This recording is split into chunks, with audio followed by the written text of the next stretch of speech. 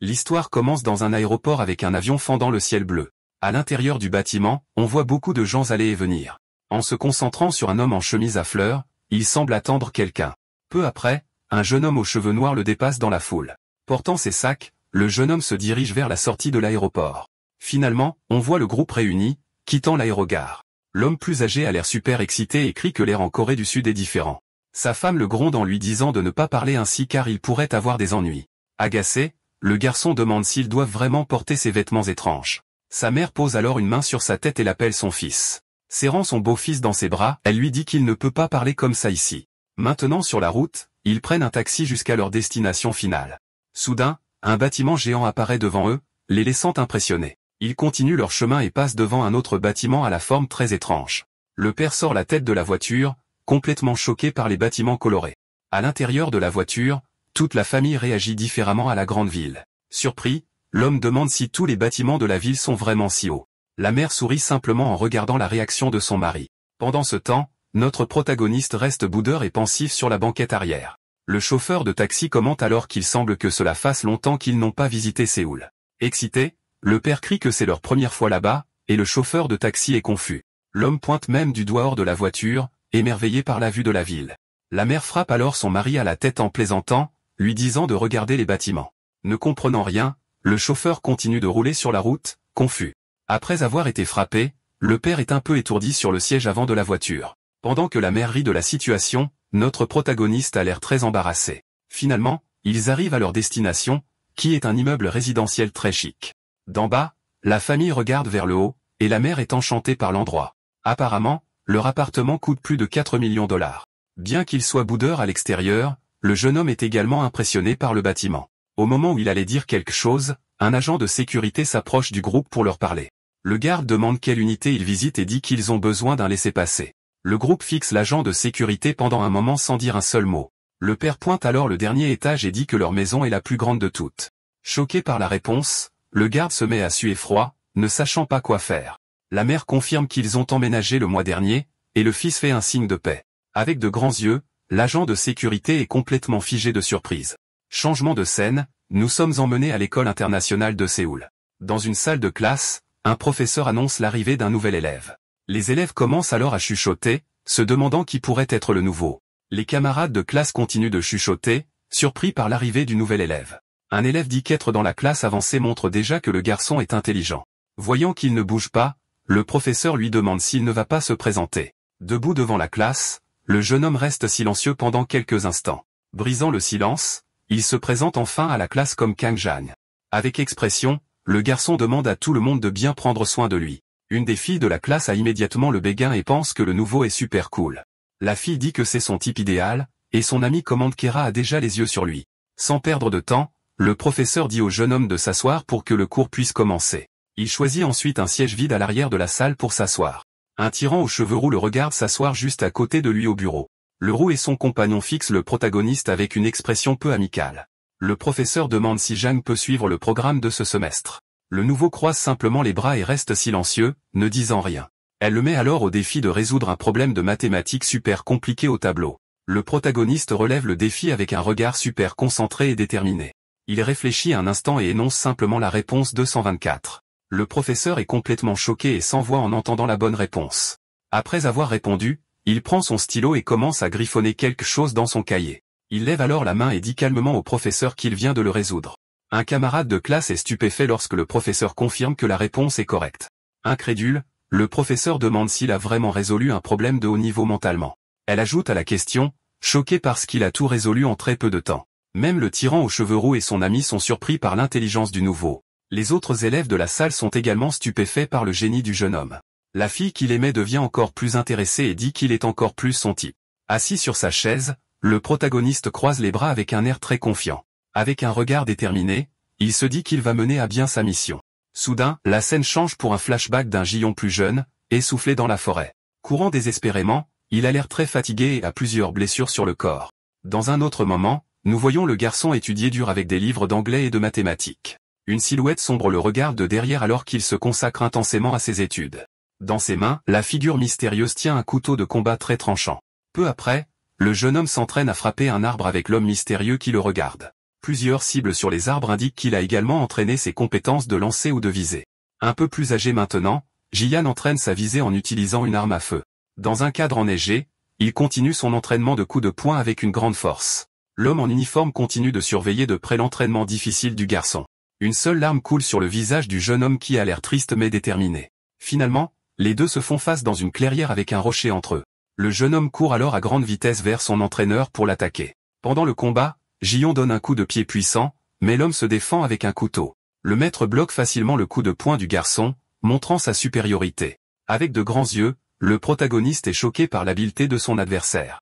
L'homme en uniforme contre-attaque alors avec un coup de pied puissant au jeune homme. L'entraîneur maintient une expression sérieuse et concentrée tout au long du combat. Même après avoir été touché, Jeanne se relève avec un regard plein de colère et de détermination. Dans une confrontation effrénée, les deux échangent des coups à l'aide d'armes à lame courbe. De retour dans le présent, un officier informe l'agent 7 que sa mission a été fixée. Son opération automatique sera la Corée du Sud, comme le déclare un officier au visage couvert. Il conseille que la mission prendra plus de 10 ans à être accomplie. L'objectif est d'infiltrer la classe supérieure et de construire des liens politiques et économiques. Après cela, il doit simplement attendre les ordres du parti pour agir. Le poids de la mission fait transpirer notre protagoniste et le rend très tendu. Le supérieur demande s'il a compris, et Jeanne répond par un salut militaire. Soudain, il remarque deux silhouettes entrant dans la salle de commandement derrière l'officier. C'étaient ses parents qui portaient également des uniformes militaires et avaient l'air très sérieux. L'officier présente alors les deux comme les camarades qui l'aideront dans la mission. Ses nouveaux partenaires le regardent avec une expression sérieuse et professionnelle. Le supérieur ajuste simplement sa casquette, satisfait de l'équipe formée pour l'opération. Avec une expression sérieuse, notre protagoniste accepte la mission sans hésitation.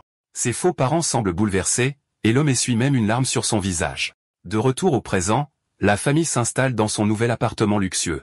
De la fenêtre, le père observe l'immensité de Séoul, complètement émerveillé. Il se tourne ensuite vers sa femme et lui demande si Jion se laissera berner par eux.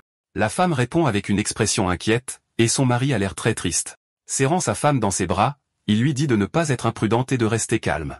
Il ajoute que sortir le garçon de cet endroit terrible est suffisant pour l'instant. À l'école, un camarade de classe commente que l'air populaire a jeté son dévolu sur le nouveau. Le protagoniste regarde juste de côté, ne comprenant pas tout à fait ce qui se passe. Bientôt, un groupe de filles l'entoure, curieuses de son transfert soudain. Elles lui demandent d'où il vient et si son père travaille au ministère. Visiblement mal à l'aise, le jeune homme commence à transpirer, ne sachant pas quoi répondre. Voyant la confusion, le soi-disant héritier s'approche du groupe avec un air très confiant. La fille populaire se tient devant lui avec ses amis autour d'elle. Avec un sourire sur son visage, elle se présente au jeune homme comme Liara. La fille demande alors si son nom est vraiment Kang Jeon, et il la regarde en silence. Avec un regard analytique, notre protagoniste l'observe attentivement comme si elle était une cible. Plus tard dans la nuit, le jeune homme est dans sa chambre en train d'étudier, concentré sur la mission. Sur son bureau, nous voyons le dossier de l'IA avec toutes ses données personnelles. Avec une expression sérieuse, notre protagoniste reste concentré sur sa mission. Soudain, son faux père entre dans la pièce en tenant une pile de papier. L'homme dit que ce sont les dossiers sur les cibles et qu'il y en a plus que prévu. En regardant de plus près, le nombre de documents est vraiment intimidant. Il le gronde aussi, lui disant de corriger sa façon de parler, et le garçon est d'accord. Le jeune homme semble un peu agacé par la réprimande mais ne dit rien. Son faux père lui rappelle qu'il doit agir comme quelqu'un qui est né et a grandi ici. L'homme le regarde de près et lui demande s'il a bien compris l'ordre. Avec un regard ferme, notre héros répond simplement oui sans hésitation. La scène revient à la salle de classe avec Jeanne assis devant Liara. Dans ses pensées, il l'identifie comme la cible prioritaire numéro 1 de la mission. Son dossier révèle qu'elle est la fille du PDG du groupe Samjong, la plus grande entreprise du pays. Son objectif est de se rapprocher d'elle pour un jour pouvoir extraire les secrets de l'entreprise. Eru demande alors au jeune homme s'il est toujours aussi silencieux et réservé. Avec un sourire narquois, le protagoniste la salue d'une manière détendue. La fille sort ensuite son téléphone et le montre à notre héros. Sans perdre de temps, la fille demande son Instagram pour pouvoir l'ajouter. L'espion observe juste son téléphone sans aucune réaction. Voyant cela, une de ses amies plaisante, demandant s'il vient de Corée du Nord. Hera demande alors son téléphone pour au moins obtenir son numéro de téléphone. Ne sachant pas quoi dire, l'espion est complètement figé et silencieux. Pris de panique, il est pris de sueur froide car sa mission est en danger à cause d'un détail idiot. Une des amies d'Hera demande s'il n'a même pas de téléphone portable par hasard. Notre héros continue de transpirer abondamment, incapable de trouver une bonne excuse. Agacée, la fille populaire le traite de troglodyte pour ne pas avoir d'appareil. Hera le regarde avec une expression déçue et semble perdre tout intérêt pour lui. Tournant le dos au jeune homme, elle s'éloigne simplement sans dire un mot. Un autre étudiant de la classe est tellement choqué qu'il a l'air d'être transformé en statue.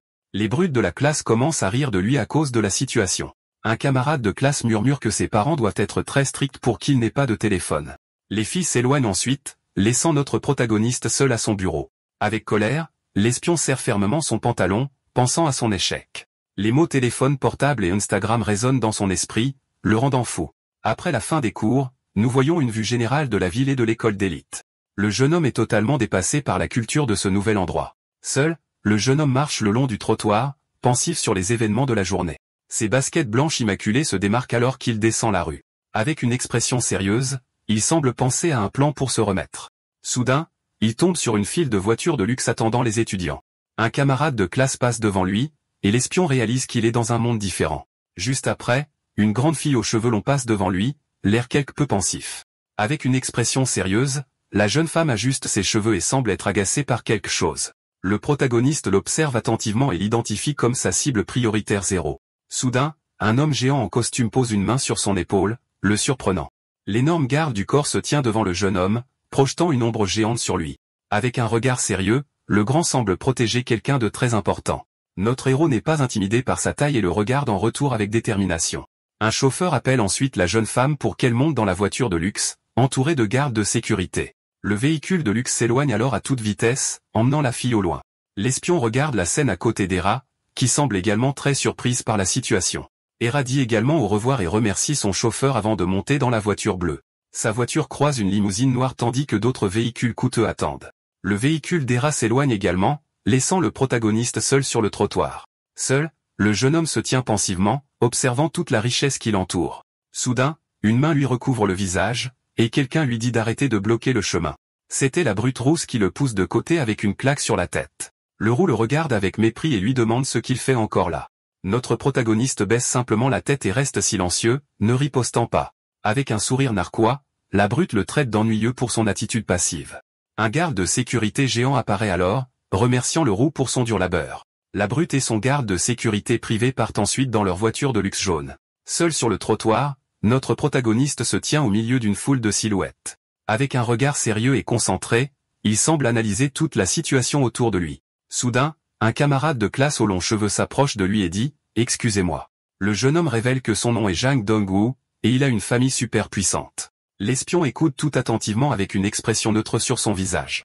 Voyant que Jion est seul, le garçon lui propose alors de le déposer. Notre héros réfléchit un instant à la proposition, la main sur le menton, analysant la situation. Gêné, Dong-woo dit qu'il n'est pas obligé s'il est mal à l'aise avec l'offre. Le protagoniste accepte finalement la course, et le garçon est super excité par la réponse. La voiture blanche de Dong-woo s'arrête alors et il demande où habite le nouveau. Jien répond qu'il vit dans la tour bleue de Bampo alors que le véhicule accélère. À l'intérieur de la voiture, le garçon fait l'éloge de la maison d'Espy et se présente formellement. Il demande ensuite au chauffeur de s'arrêter à la tour et de se diriger ensuite vers l'académie. Le chauffeur âgé semble un peu fatigué mais accepte de suivre la route. Sur la banquette arrière, les deux jeunes hommes restent silencieux pendant un moment. Dong-woo essaie alors de briser la glace et appelle notre protagoniste pour qu'il parle. Curieux, il demande comment Jion a réussi à résoudre ce problème de maths. L'espion tourne son visage sur le côté, l'air un peu surpris par la question. De nouveau gêné, le garçon s'excuse et dit qu'il était juste impressionné par lui. Le camarade de classe avoue qu'il est très faible en maths et qu'il a besoin d'aide. Notre protagoniste propose alors de donner des cours particuliers au garçon. Dong-woo est super excité et lui demande s'il est sérieux. Avec un sourire jusqu'aux oreilles, le garçon célèbre la nouvelle, fou de joie. Dans ses pensées, l'espion réalise que les choses tournent mieux que prévu. Le garçon demande alors si c'est vrai qu'il n'a pas Instagram ou de téléphone portable. Dans une autre voiture, Hera appelle son chauffeur et secrétaire Yang pour parler. Avec une expression sérieuse, l'homme aux cheveux gris répond à l'appel. La jeune femme dit qu'elle veut en savoir plus sur le nouvel élève qui a été transféré ce jour-là. Le secrétaire demande si elle veut que le département de stratégie enquête sur lui. Hera dit que non et qu'elle veut juste savoir si c'est quelqu'un avec qui elle peut traîner. Le secrétaire comprend et promet d'avoir l'information prête pour le soir. Harris devient alors pensive, la main sur le menton, regardant par la fenêtre de la voiture. De retour à l'appartement, notre protagoniste ouvre la porte de sa maison. Sa fausse mère l'accueille avec un tablier et un sourire super excité sur son visage. Le jeune homme est un peu confus par l'accueil chaleureux de la femme. Elle le gronde doucement, disant qu'il devrait la saluer quand il arrive. Le faux père regarde la scène de loin en lisant un journal à table. Le jeune homme reste silencieux pendant un moment, ne sachant pas comment réagir à la situation. Bégayant un peu, il la salue finalement, en l'appelant maman. La fausse mère le félicite pour un travail bien fait alors que nous voyons leur immeuble chic. Elle le pousse ensuite vers sa chambre, et le garçon demande pourquoi elle est si pressée. Avec un sourire, la femme dit qu'il saura quand il le verra et le conduit à la porte. Le protagoniste est surpris par son excitation. Elle semble très enthousiaste. En entrant dans la pièce, il trouve une nouvelle chambre entièrement meublée pour lui.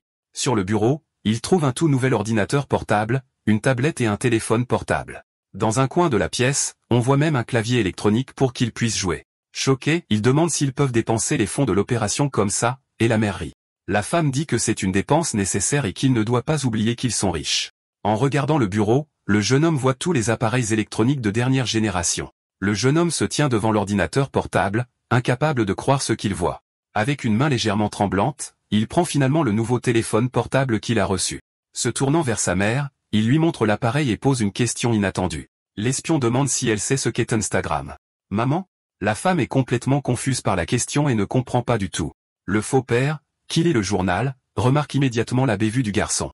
Avec un sourire narquois, l'homme plus âgé semble avoir une idée en tête. Il se lève ensuite et dit avec assurance qu'il va tout enseigner au jeune homme. La fausse mère rit de la situation, et notre héros devient super gêné et transpirant. Changement de scène, on voit une fille transpirer abondamment comme si elle s'était entraînée dur. La scène se concentre maintenant sur Hera, qui court la nuit pour rester en forme. Soudain, la fille arrête de courir et regarde sur le côté comme si elle avait vu quelque chose. Son secrétaire particulier apparaît à côté d'elle, tenant un dossier avec des documents. À l'intérieur du dossier, nous voyons le dossier du faux père de notre protagoniste, Steve Kang. En regardant la photo de l'homme, Hera pense un peu à son nom, intriguée. Elle lit qu'il est le PDG d'une société de crypto-monnaie avec une immense fortune. Les yeux de Harry s'étincellent en découvrant à quel point le père du nouvel enfant est riche. Le secrétaire ajoute que l'entreprise a beaucoup grandi et que la Chine est intéressée. Elle ferme ensuite le dossier avec les informations, pensant toujours au jeune homme. L'homme en costume demande si elle veut qu'il enquête encore plus loin. En rendant le dossier, la fille dit qu'il n'est pas nécessaire de faire plus d'enquête. Avec un sourire, elle dit que le nouvel enfant semble assez bien pour traîner avec elle. Le lendemain à l'école internationale de Séoul, la routine continue comme d'habitude. De retour dans la salle de classe, les élèves discutent avant que la leçon ne commence. Sur le bureau de notre protagoniste, nous voyons son nouveau téléphone portable à la pointe de la technologie. Avec un sourire victorieux, Gion fait face aux filles qui s'étaient moquées de lui la veille. De l'autre côté de la pièce, Hara remarque que le nouvel enfant a maintenant un téléphone. Assis à son bureau, l'espion croise les bras avec une confiance renouvelée. Ses yeux brillent d'un air de supériorité alors qu'il planifie son prochain coup. L'étincelle dans ses yeux montre clairement qu'il est prêt à se venger. Hera continue d'observer le nouvel enfant avec curiosité après avoir découvert sa famille. Le protagoniste la fixe en retour avec une expression sérieuse et déterminée sur son visage. Avec un sourire narquois, il montre son nouveau téléphone à tout le monde. Harris donne un sourire en coin, semblant approuver la nouvelle attitude du garçon. Dong-woo s'approche de lui, tout excité, et dit que maintenant il a un téléphone. Soudain, le tyran aux cheveux roux s'approche du jeune homme et l'attrape par le col. Le tyran est surpris et demande ce qui se passe entre les deux. Avec un sourire moqueur, il demande si les deux sont déjà devenus amis. Gêné, Dong confirme et dit que Jian va l'aider avec les leçons de mathématiques. Un autre tyran dans la classe observe la scène avec une expression dédaigneuse. Notre protagoniste se contente de fixer le tyran en silence, ne montrant aucune réaction. Le chef du raid dit alors à Dong-woo d'étudier dur et le laisse partir brusquement. Il ajoute qu'il a maintenant des affaires à discuter avec notre héros. Le tyran pose une main sur la tête de Dong-woo, lui disant de s'en aller. Dong-woo obéit sans poser de questions, et le groupe de tyrans encercle le protagoniste. Le rouquin le regarde avec un sourire confiant, et notre héros le regarde en retour. Dans ses pensées, Jin identifie le tyran comme la séquelle de Go-jin, une cible importante. L'espion continue d'analyser ses cibles en silence et avec une grande attention. Une autre cible est Wang Woo-young, le fils d'un important entrepreneur de l'industrie du sport. Avec une expression sérieuse et calculatrice, le jeune homme se prépare à son prochain coup. Avec un sourire angélique, notre héros propose de donner des cours de maths au tyran. Les deux tyrans sont confus et ne comprennent pas l'attitude du nouvel enfant. Le rouquin ordonne alors à son ami de rendre le jeune homme moins ennuyeux. L'autre tyran l'attrape par le col et l'appelle élève transféré. Posant une main sur son épaule, il dit que la chose la plus importante ici est autre chose. Avec colère, il dit au garçon de connaître sa place et de ne pas se faire remarquer en classe. Serrant fortement les yeux des espions, le tyran demande s'il a compris le message. Le protagoniste le fixe en retour avec un regard froid et pas une once de peur. Malgré la menace, notre héros reste calme, les bras croisés. Soudain, ses yeux se remplissent de colère, et il décide que c'en est assez de plaisanter. Avec un mouvement rapide, il porte un coup précis au cou du tyran. Le garçon est laissé essouffler et semble souffrir beaucoup de cette attaque surprise. La main de l'espion se détend, montrant la précision et la rapidité de sa frappe. Notre protagoniste le regarde avec une expression froide et complètement impitoyable. Avec le tyran toujours en train de se remettre, il demande à nouveau si le garçon a compris. Touchant son épaule, Gideon demande ce que cela signifie de ne pas se faire remarquer en classe. Le tyran est complètement bouche bée et ne comprend pas la question du nouvel enfant. Notre héros serre alors l'épaule du garçon avec une force impressionnante. La prise est si forte que le tissu du vêtement commence à se déchirer dans sa main. Effrayé et transpirant à froid, le tyran réalise qu'il s'est attaqué à la mauvaise personne. D'un mouvement rapide, il tord le bras du tyran dans son dos, l'immobilisant. Le garçon est complètement confus, ne comprenant pas ce qui vient de se passer. Avec un sourire sur son visage, l'espion demande si c'est ainsi qu'on se fait des amis ici. Pendant ce temps, sa main continue de serrer fermement l'épaule du tyran. De l'autre côté de la pièce, le roux regarde la scène avec une expression de colère. Agacé, l'agresseur essaie de donner un coup de poing, mais le protagoniste l'évite facilement. Les cheveux de notre héros se balancent un peu avec le mouvement rapide de l'esquive. Furieux, le tyran crie que le nouveau venu doit avoir un désir de mort pour l'avoir défié. Il prépare ensuite un puissant coup de poing pour frapper notre protagoniste. Notre héros reste simplement calme parce qu'il connaissait l'existence de la caméra de sécurité au plafond. Dans un flashback, son faux père lui parle des caméras partout. Sur plusieurs écrans, nous voyons des images de surveillance de toute la ville. Avec juste un clic de souris, il peut accéder à n'importe quelle caméra qu'il veut. La scène de la salle de classe est ensuite montrée du point de vue de l'une des caméras. Le père explique ensuite que c'est la salle de classe qu'il fréquentera. Avec sa main sur la souris, l'espion a le contrôle total de la situation. La caméra du gymnase montre le terrain de basket complètement vide. Peu après, on voit aussi le salon des professeurs être étroitement surveillé. Même la salle de musique avec son piano n'échappe pas à la surveillance. Enfin, la bibliothèque de l'école est également surveillée par plusieurs caméras. Le terrain de soccer de l'école est également montré du point de vue de l'une des caméras. Le faux père se vante que pirater un tel système n'est rien.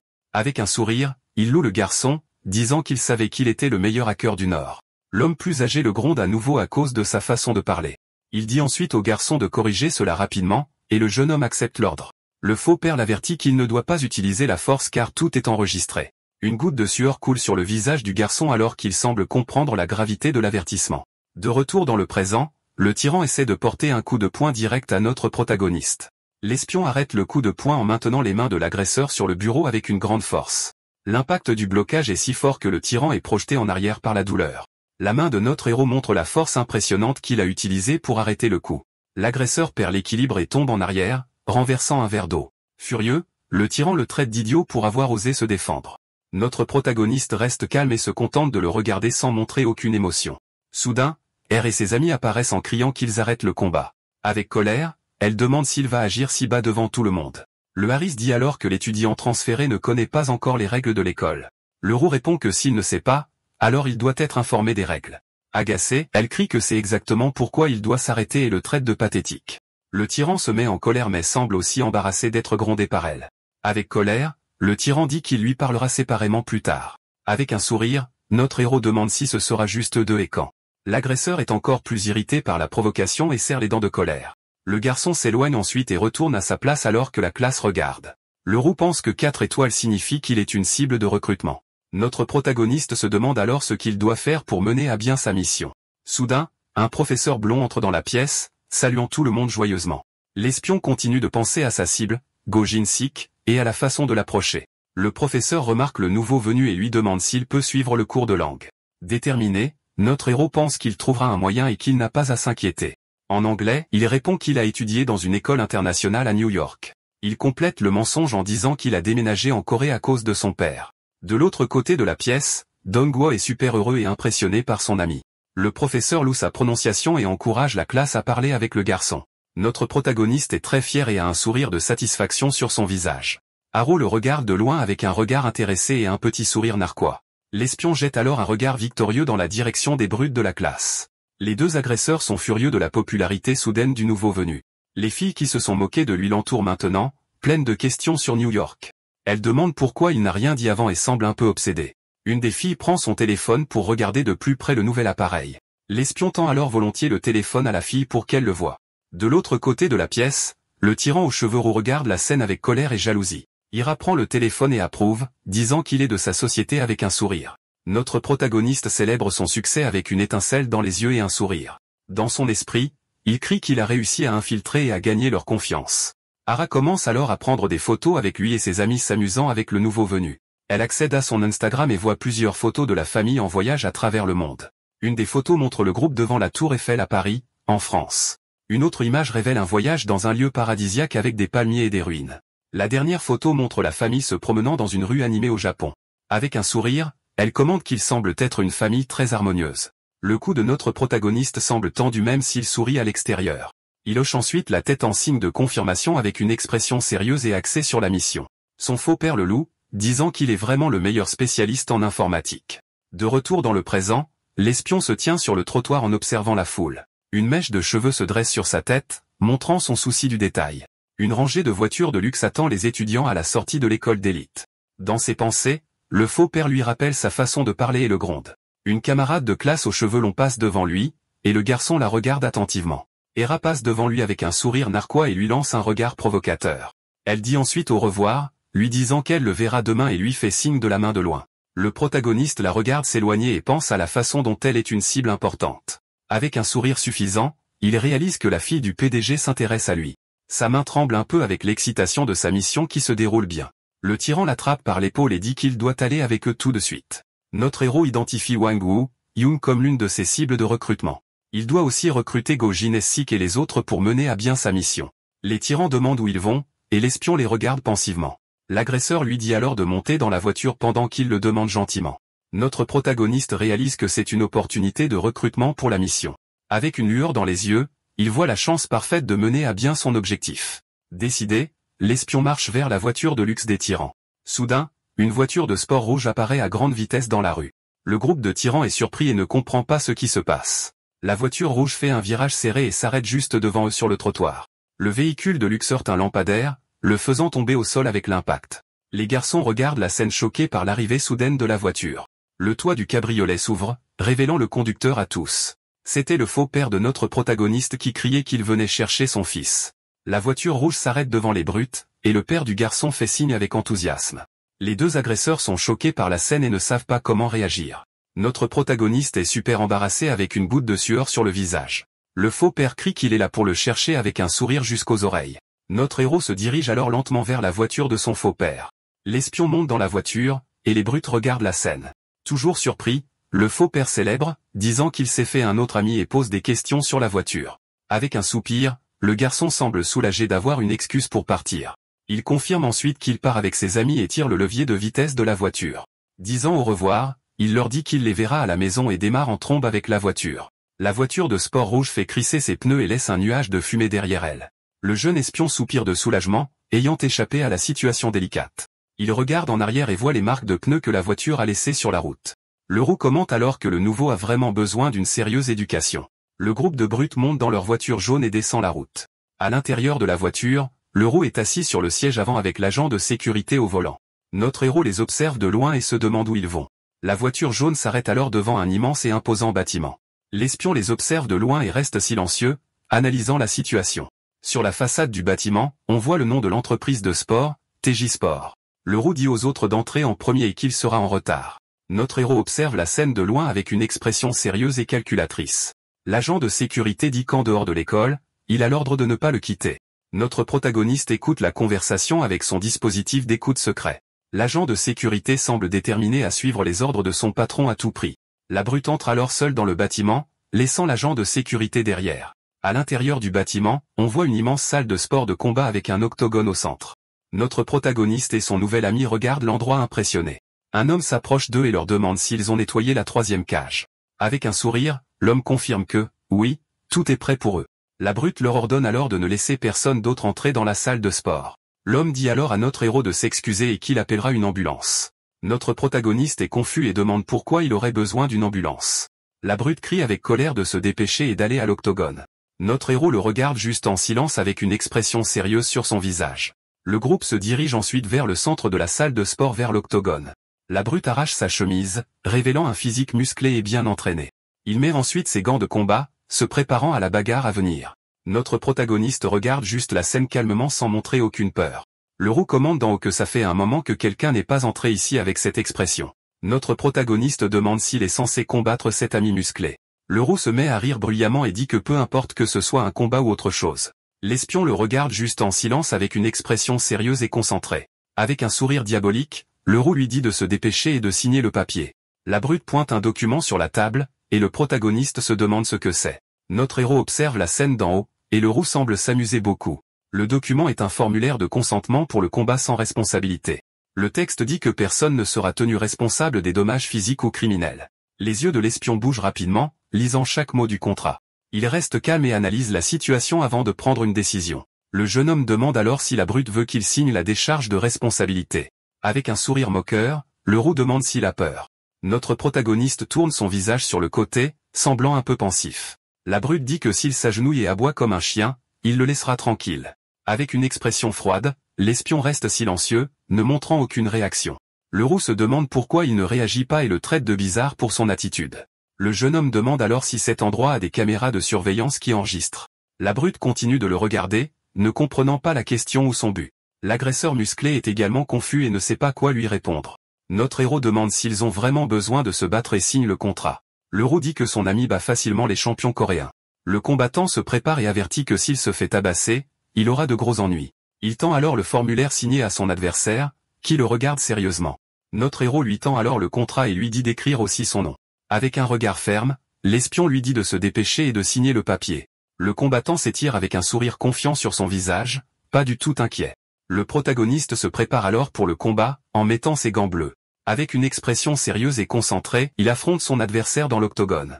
L'agresseur le provoque, disant que son expression montre qu'il est gelé. Avec un sourire diabolique, il semble complètement sous-estimer notre héros. À l'intérieur du ring, les deux se font face, prêts à commencer le combat. Notre protagoniste se demande ce qu'il devrait faire avec cet adversaire fort. Avec un coup précis, il frappe le menton du combattant, le surprenant. La brute est choquée par la force du coup de poing, et l'espion déclare qu'il est hors jeu. Un X rouge marque le visage du combattant indiquant qu'il a été vaincu. L'agresseur essaie d'attaquer, mais notre héros esquive et contre-attaque avec précision. Il porte un coup puissant à l'estomac de la brute, le laissant à bout de souffle. Le combattant crache un liquide rouge, et l'espion déclare qu'il est hors jeu aussi.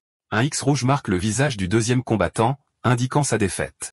Notre héros fait un X devant l'adversaire et dit que c'était trop facile. Il donne ensuite un coup de genou à l'estomac du combattant, le faisant se plier de douleur. Avec un coup de poing puissant, il frappe le visage de la brute, le faisant tomber au sol. Le combattant hurle de douleur alors qu'il est complètement dominé par notre héros. Il donne ensuite un coup de pied à la jambe de l'adversaire, le déséquilibrant pour de bon. Notre protagoniste se demande comment il devrait éduquer ce sale gosse. Le combattant tente un coup de poing, mais l'espion le regarde avec un regard froid et calculateur. Il attrape facilement le poing de l'adversaire et le regarde dans les yeux. L'agresseur essaie un coup de pied, mais notre héros l'esquive avec un mouvement agile. Le gant de la brute brille, montrant la force qu'il a mise dans le coup. Notre protagoniste reste calme avec une expression sérieuse et concentrée. Il esquive ensuite un autre des coups de poing de la brute avec une grande facilité et précision. Le combattant est choqué par les compétences du nouveau et sa vitesse incroyable. Notre héros le regarde avec un air de supériorité, montrant qui a le contrôle. L'agent de sécurité et le roux regardent le combat d'en haut, choqués par ce qu'ils voient. La brute aux cheveux roux est stupéfaite par la performance de l'étudiant transféré. L'espion tape fort du pied sur le sol, se préparant pour son prochain mouvement. À l'intérieur de l'octogone, le combattant s'échauffe et se prépare à attaquer à nouveau. Il demande si le garçon a déjà pratiqué des sports avant de venir à l'école. Notre protagoniste le fixe en silence, sans répondre à la question. Agacé, le combattant le traite de fripouille et lui demande s'il est muet. Les yeux de l'espion brillent d'une détermination froide et calculatrice. Avec un sourire confiant, il semble apprécier le combat. Le combattant est irrité par son expression et fonce sur lui de toutes ses forces. Il essaie de porter un coup puissant, mais notre héros est plus rapide que lui. D'une claque, il dévie le coup et frappe le visage du tyran avec précision. L'agresseur est choqué par la force et la vitesse de la contre-attaque. Le gant bleu de notre protagoniste montre la technique qu'il a utilisée pour le coup. La rousse et l'agent de sécurité regardent la scène d'en haut, complètement choqués par le résultat. Furieux, le combattant tremble de rage et le traite de misérable pour l'avoir humilié. Notre héros se prépare ensuite à la prochaine attaque avec une expression sérieuse. L'agresseur hurle qu'il supplie d'être abattu pour l'avoir défié ainsi. Avec un coup de poing précis au visage, l'espion frappe le tyran en plein milieu. Le combattant se plie en deux de douleur, et notre héros le regarde sans montrer aucune pitié. Notre protagoniste reste calme, et le combattant semble être à sa limite. Avec des yeux pleins de rage, l'agresseur hurle de toutes ses forces. L'espion bloque ensuite l'attaque du tyran avec une main ouverte sur le visage. Avec un coup final, il frappe le menton du combattant avec une force dévastatrice. L'impact du coup de poing est si fort que le visage du tyran se tord de douleur. L'agresseur est projeté en arrière et tombe sur le sol de l'octogone avec un bruit sourd. Le combattant gît sur le sol, complètement vaincu et hors service. Le roux et son agent de sécurité sont sans voix devant la défaite humiliante du combattant. Notre héros dit qu'il ne devrait pas y avoir de problème puisqu'il s'est ménagé dans le combat. Il dit ensuite que s'il n'y a rien d'autre à voir, il s'en va. Notre protagoniste se tourne pour partir, mais le roux l'arrête avec un cri. L'agent de sécurité descend les escaliers et s'arrête devant l'espion, le fixant du regard. Le tyran aux cheveux roux descend également et court vers notre protagoniste. Avec un sourire excité, il déclare qu'à partir de maintenant, il est son bras droit. Notre héros est confus par la proposition et demande ce que cela signifie. Le roux a demandé à l'agent de sécurité si le nouveau n'est pas vraiment fort. L'espion ne comprend toujours pas la proposition et ce que signifie être un bras droit. Le tyran dit que c'est une bonne chose d'être son bras droit et qu'il devrait accepter. Il demande ensuite si le garçon sait qui est son père pour l'intimider. Notre protagoniste le regarde simplement avec une expression de désintérêt. Le roux le serre dans ses bras et l'invite à dîner dans un endroit chic pour fêter ça. Notre héros est mal à l'aise avec cette proximité, mais le tyran est super excité. Dans ses pensées, l'espion réalise que tout se passe comme prévu. De retour à la maison, sa fausse mère l'accueille et lui demande s'il est arrivé. Elle lui demande ensuite s'il a réussi à se faire des amis dans sa nouvelle école. Avec un sourire, la mère demande ce qu'il y a au dîner, et le garçon semble fatigué. Il dit qu'il a déjà mangé avec un ami et qu'il va se reposer pour la journée. La fausse mère est un peu inquiète, mais le père semble comprendre la situation. Dans sa chambre, le garçon se jette sur le lit, complètement épuisé par cette longue journée. Avec un soupir, il semble soulagé d'avoir fait des progrès dans sa mission. La main sur le front, il pense que cette mission n'est vraiment pas facile du tout. Dans un flashback du dîner, le roux demande s'il a aimé le restaurant chic. Notre héros coupe un morceau de viande juteuse et bien assaisonnée dans son assiette. Le tyran l'encourage à manger beaucoup car la nourriture y est de première qualité. L'espion porte ensuite le morceau de viande à sa bouche pour le goûter. Les yeux grands ouverts, il est choqué de voir à quel point la viande est délicieuse. Le roux se met à rire fort en voyant l'expression surprise de notre protagoniste. Notre héros se demande si ce type est la même personne qui l'a menacé auparavant. Le tyran le regarde avec un sourire confiant et semble avoir changé d'attitude. Il dit qu'être son bras droit n'est pas grave et que c'est assez simple. Notre protagoniste écoute attentivement tout en savourant la nourriture. Le roux explique qu'il a juste besoin d'écraser les types qui essaient de progresser dans la vie. Notre héros continue de manger et dit qu'il n'aime pas frapper les faibles. Le tyran dit que les faibles n'essaient même pas de s'approcher de lui de toute façon. Notre protagoniste demande ensuite des nouvelles de Dongguo, et le roux est confus. Un morceau de viande à la bouche, l'espion confirme qu'il parle bien de Dongguo.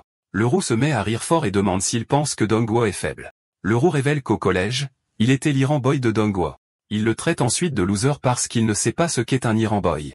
Avec un soupir, il explique que la famille de Dongguo est la plus puissante du pays. Il dit qu'avant que son père ne soit le chef du parti, il était obligé de lui obéir. Notre protagoniste écoute l'histoire, choqué par la révélation du garçon. Le roux dit qu'en Corée, le pouvoir des parents devient la force des enfants. De retour dans le présent, notre héros pense une fois de plus que la mission n'est pas facile. La difficulté de la mission le laisse épuisé et avec une expression fatiguée. Soudain, il entend frapper à la porte de sa chambre et se lève. Ses faux parents jettent un coup d'œil par la porte avec une expression inquiète sur le visage. Notre protagoniste est surpris par la visite inattendue des deux agents. Il demande ce qui s'est passé et s'il rencontre des difficultés. Le garçon dit que ce n'est rien et que tout va bien pour lui et pour la mission. Ses faux parents le regardent avec une expression d'inquiétude et de suspicion. Assis sur le lit, il baisse la tête et semble pensif et abattu. Une mèche de cheveux se dresse, montrant qu'il est conscient de tout ce qui l'entoure. Il pense que la société sud-coréenne est très compliquée et différente de ce qu'il a appris. Ses faux parents l'observent de loin et commentent qu'il n'est pas facile de s'adapter. Notre protagoniste serre fermement les mains, montrant sa frustration. La fausse mère le gronde alors, lui disant de ne pas parler comme une mauviette. Le faux père lui demande s'il a oublié qui il est vraiment dans sa mission. Notre protagoniste est choqué par la question et semble se souvenir de son objectif. Il fait ensuite face à son faux père avec une expression sérieuse et renouvelée. Se levant, il s'excuse et promet que cela ne se reproduira plus. Ses faux parents esquissent un sourire d'approbation devant le changement d'attitude du garçon. Avec un regard déterminé, notre héros semble à nouveau concentré sur la mission. Dans sa chambre, il passe la nuit à étudier la culture locale sur son ordinateur portable. Il fait des recherches sur la mode argotique et tout ce qu'il doit savoir pour infiltrer. Avec une expression sérieuse, il se souvient qu'il est un agent d'élite et qu'il ne peut pas échouer. Ses faux parents l'observent depuis la porte avec un sourire fier sur le visage. Le lendemain à l'école, notre héros est assis à son bureau, plongé dans ses pensées. Dongguo s'approche de lui avec une expression inquiète et craintive sur le visage. Il demande si rien ne s'est passé la veille et semble très effrayé. Notre protagoniste se demande s'il est vrai qu'il est un chef de gang.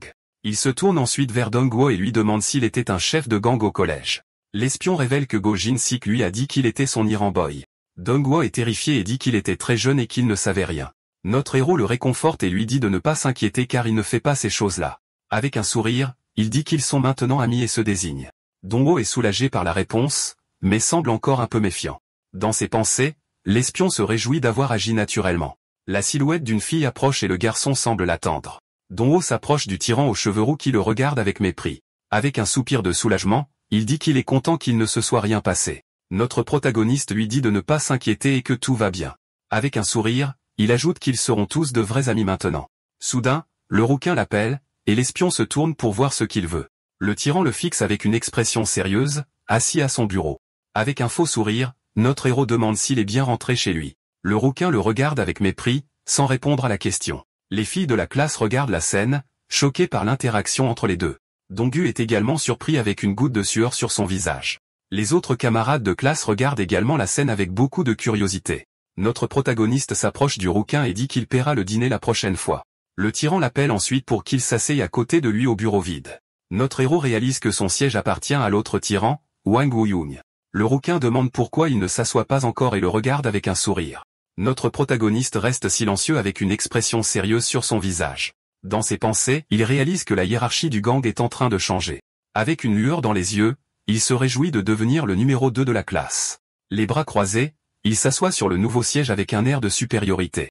La classe regarde la scène, choquée par la nouvelle dynamique de pouvoir dans la pièce. Avec un sourire sournois, notre héros se réjouit que les choses se passent bien. Un professeur donne un cours à la classe tandis que les élèves sont attentifs. Soudain, un professeur âgé avec des antennes de cafard apparaît dans la pièce.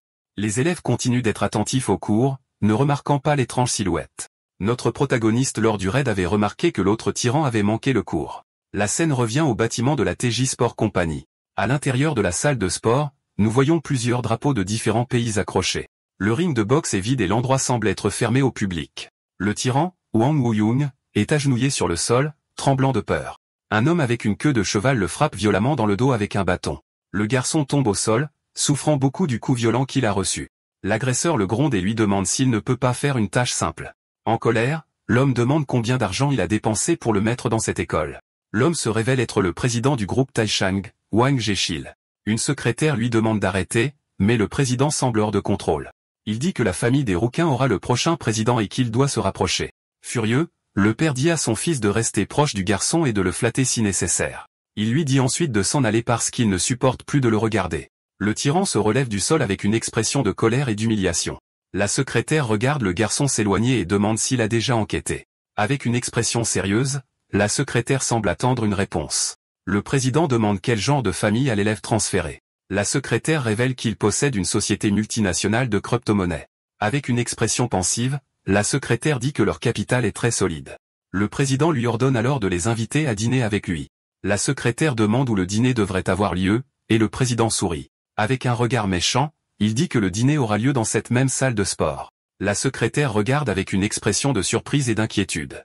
Avec une révérence, il dit qu'il a compris l'ordre et qu'il organisera tout. Le président grommelle ensuite à propos d'un inconnu sans laisser passer qui se mêle de ses affaires. Dans un flashback, Eri dit au revoir à notre protagoniste et dit qu'elle le verra demain. Elle le remercie ensuite pour son travail acharné et monte dans sa voiture de luxe. Le garde de sécurité aux cheveux roux le fixe avec une expression sérieuse et le regarde. Avec un regard inquiet, il dit au garçon de bien prendre soin de ses parents. Notre protagoniste est confus par le commentaire et ne comprend pas la référence. Le rouquin dit alors au revoir et dit qu'il le verra demain avec un sourire sur son visage. Il monte ensuite dans sa voiture jaune accompagné d'un garde de sécurité. Notre protagoniste regarde juste la scène en silence avec une expression sérieuse. La voiture rouge du faux père s'arrête devant notre protagoniste dans la rue. Avec un sourire excité, il l'appelle à monter dans la voiture et à rentrer à la maison. L'espion prend une profonde inspiration et semble un peu fatigué de toute cette comédie. De retour à l'appartement, la famille dîne ensemble dans une atmosphère détendue. Le faux père rit fort tandis que notre héros mange avec une expression sérieuse. La fausse mère bâille de sommeil et semble très fatiguée du travail de la journée. Soudain, la sonnette retentit et la famille se demande qui cela pourrait être. La bouche pleine, notre protagoniste et ses faux parents regardent la porte. La porte de l'appartement s'ouvre, révélant le visiteur inattendu qui est arrivé. Un homme en costume et lunettes se présente et dit bonsoir à la famille. Il se révèle être un secrétaire du groupe Taezong et semble très sérieux. La famille le salue et lui demande ce qui l'amène ici à cette heure. Notre protagoniste pense au nom du groupe et l'associe au tyran de l'école. Le secrétaire révèle alors que le jeune maître du groupe a été agressé par leur fils. La famille est choquée par l'accusation et se tourne vers le garçon. Le secrétaire les fixe avec une expression froide et semble dire la vérité. Notre héros est terrifié par l'accusation et ne sait pas comment se défendre. L'homme en costume répète que le jeune maître a été agressé par leur fils. La famille est sous le choc et s'envoie en entendant la grave accusation du secrétaire. Les faux parents regardent le garçon avec une expression de surprise et d'inquiétude. Notre protagoniste reste paniqué par l'accusation, transpirant abondamment. Le secrétaire dit que le président ne veut pas aggraver le problème et suggère un dîner. Le faux père rit et dit que ce ne sont que des enfants qui ont un petit désaccord. Le secrétaire demande s'ils ont le temps d'aller à la réunion tout de suite. Le faux père accepte et se lève pour accompagner le secrétaire à la sortie. Une goutte de sueur coule sur le visage du garçon alors qu'il s'inquiète pour son père. Il s'approche de la porte pour l'accompagner, mais son père l'empêche de partir. Avec une expression sérieuse, l'homme plus âgé lui dit de rester à la maison et d'attendre. La fausse mère et notre héros regardent le père partir avec le secrétaire, inquiet. Le garçon jette un coup d'œil par la porte et voit son père s'éloigner dans le couloir sombre. La scène change pour montrer le bâtiment TJ Sport sous un ciel étoilé. Le secrétaire guide le faux père à travers les couloirs de la salle de sport de combat. Il le conduit au centre de la salle de sport où l'octogone est installé. Le président du groupe est assis sur la rambarde des cages, les attendant. Les deux se regardent avec des expressions sérieuses, et l'atmosphère devient très tendue. Le président dit que son fils a été violemment battu par l'enfant de notre héros. Le faux père se contente de le regarder en silence sans dire un mot. Le président demande ce qu'il va faire de la situation. Avec un sourire, le faux père demande ce qu'il veut qu'on fasse. Le président lui dit alors de transférer son fils dans une autre école et d'oublier tout. Le faux père rit et dit que ce serait difficile car sa mère tenait à cette école. Le président soupire et semble perdre patience face à la situation. Il s'approche ensuite du faux père avec une expression de colère sur le visage. L'homme musclé le menace, lui disant d'écouter tant qu'il est gentil. Avec un air de dégoût, le président semble prêt pour une confrontation.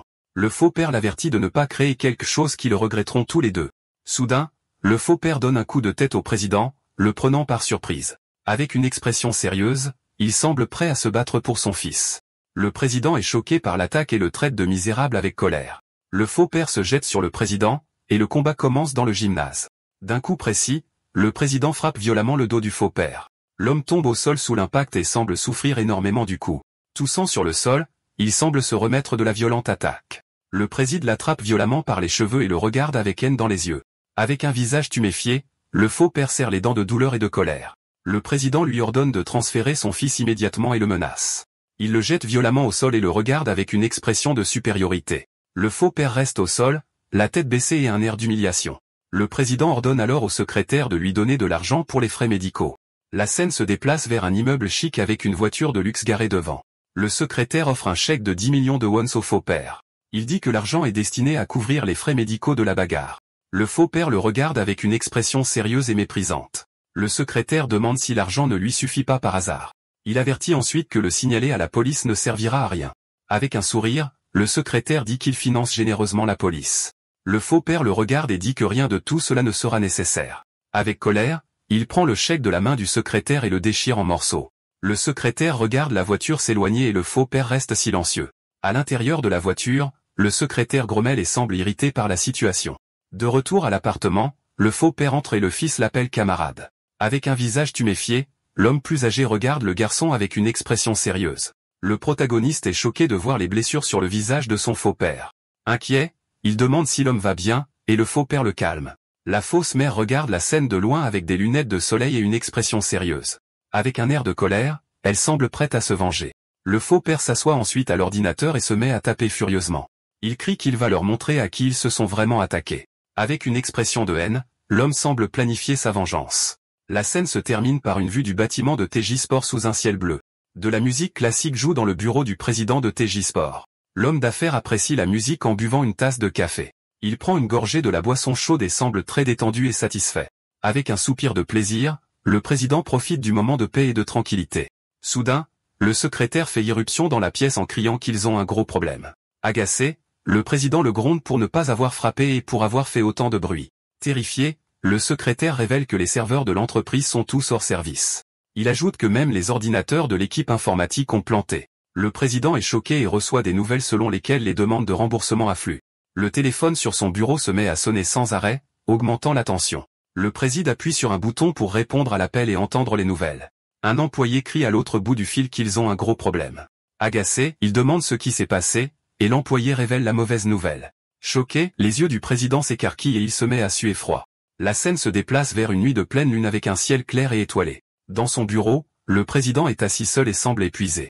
Les mains sur le visage, il semble désespéré et ne sait pas quoi faire. L'obscurité de la pièce reflète l'état d'esprit sombre de l'homme d'affaires. Il décroche le téléphone et demande s'il y a le moindre signe que le problème sera résolu. Avec une expression inquiète, il demande ce que la banque a dit de la situation. Soudain, une femme en noir apparaît dans le bureau et le regarde sérieusement. Le président demande qui elle est et ce que font les gardes de sécurité. Avec un sourire, elle dit qu'elle a endormi tout le monde et que les caméras sont éteintes. On voit les gardes de sécurité évanouis sur les canapés dans la zone de réception de l'entreprise. Les employés de bureau sont également inconscients dans leur chaise de travail. Agacé, le président la traite de folle et dit qu'il est déjà assez stressé. La femme le frappe d'un coup rapide et précis à la nuque, l'immobilisant. D'un coup de pied puissant, elle le jette contre le bureau, le faisant tomber violemment. Allongé sur le sol, le président demande si elle sait à qui elle s'attaque. La femme le regarde avec une expression froide et pas une once de peur. Le président est terrifié, et la femme dit qu'elle l'éliminerait normalement. Elle sort ensuite une seringue avec un liquide mystérieux à l'intérieur. Avec un sourire méchant, elle lui dit de remercier quelqu'un d'autre pour la clémence. L'homme est terrifié, et la femme dit qu'elle a promis de ne plus éliminer personne. Elle fait ensuite l'injection dans le cou du président, et il crie de douleur. La femme dit qu'elle le réveillera dans 3 ans, lorsque son fils obtiendra son diplôme. Les yeux du président s'écarquillent de peur avant qu'il ne s'évanouisse complètement. De retour à l'appartement, la famille est occupée par les tâches ménagères. Notre protagoniste dit au revoir et qu'il va à l'école. Avec une expression sérieuse, il semble prêt pour une nouvelle journée de sa mission. Le faux père apparaît avec le visage plein de bandages et a l'air assez déprimé. La fausse mère lui dit au revoir avec un sourire et lui souhaite une bonne journée à l'école. Notre protagoniste s'excuse, disant que tout était de sa faute. La mère le réconforte et dit qu'ils ont tout résolu et qu'il ne doit pas s'inquiéter. Le garçon est confus et ne comprend pas comment ils ont résolu le problème si rapidement.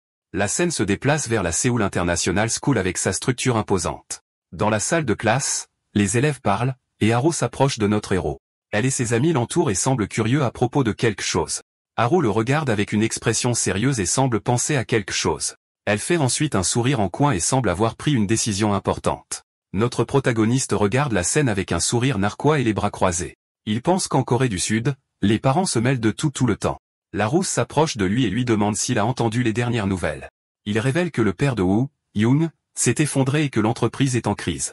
Notre héros est choqué par la nouvelle et ne peut pas croire ce qu'il a entendu. La rousse demande s'il s'agissait d'un accident vasculaire cérébral ou d'une crise cardiaque, et notre héros reste silencieux. Il se souvient alors des paroles de sa mère et commence à faire le lien. Notre protagoniste se demande si ses faux parents ont quelque chose à voir avec cela. Hera l'appelle et le garçon se tourne pour voir ce que Harris lui veut. Avec un sourire, elle lui demande ce qu'il fait ce week-end. La rousse suggère d'inviter notre héros à la fête d'anniversaire d'Hera. Avec une expression dédaigneuse, le tyran semble avoir changé d'avis sur le nouveau. Notre protagoniste est surpris par l'invitation et demande si c'est une fête d'anniversaire. Hera confirme que c'en est une et demande s'il assistera à son événement spécial. Avec un sourire, il confirme sa présence, et l'héritière dit qu'elle enverra le lieu. La classe observe la scène et la rousse fixe le nouveau avec une expression sérieuse. Les filles chuchotent entre elles et semblent excitées à propos de la fête d'anniversaire. Soudain, l'autre tyran entre dans la pièce et se dirige vers son siège. Avec une goutte de sueur sur son visage, il semble se sentir très mal. Dong-woo et la rousse regardent leur camarade de classe arriver avec une expression inquiète. Une fille s'approche et demande si son père va bien, et le garçon reste silencieux. Il s'assoit ensuite sur un siège sans dire un seul mot à personne. Notre héros observe la scène, et la rousse semble inquiète pour son ami. Le tyran a l'air très abattu et a une expression triste sur son visage. Avec une expression sérieuse, l'espion continue de surveiller la situation à distance. Après les cours, il attend seul à l'arrêt de bus, pensif sur les événements. Il regarde l'école et semble réfléchir à sa mission compliquée.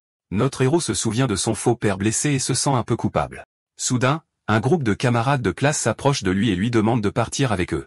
Il se retourne et voit Dong-woo et les filles lui faire signe. Un groupe de camarades de classe s'approche de lui avec une expression curieuse. Une des filles demande s'il rentre seul à la maison ce jour-là. Notre protagoniste se demande s'ils sont ses camarades de classe et hoche la tête. La fille l'invite ensuite à rentrer chez lui en bus avec eux. Avec un sourire maladroit, il dit que ça ne le dérange pas d'y aller avec eux. La fille se présente comme Shine Yoon-ae et présente ses amis. Elle dit qu'il voulait aussi être ami avec lui et le salue avec enthousiasme. Notre héros est surpris par l'accueil et dit que c'est un plaisir de les rencontrer. Elle lui demande ensuite dans quel quartier se trouve sa maison, et il répond sans hésitation. Le groupe est choqué d'apprendre qu'il habite dans l'appartement le plus cher du quartier. Notre protagoniste est confus par la réaction exagérée des camarades de classe. Il explique que l'endroit appartient à ses parents, et il reste impressionné. La fille dit que leur académie est dans le même quartier, et ils peuvent prendre le même bus. Elle l'invite ensuite dans un endroit de taekbaki près de l'académie. Il est confus par le nom de la nourriture, et son ami dit que c'est irrésistible. La fille dit que c'est délicieux et qu'il peut s'attendre à un bon repas.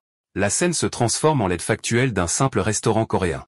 À l'intérieur de l'endroit, nous voyons plusieurs étudiants manger et discuter avec enthousiasme. La table est pleine de plats délicieux, et ils remercient pour le repas. La fille dit que le taekbaki là-bas est le meilleur, et ses amis sont d'accord. Notre protagoniste mange les joues pleines, et la fille le regarde avec surprise. Elle remarque qu'il mange d'une manière étrange et l'observe.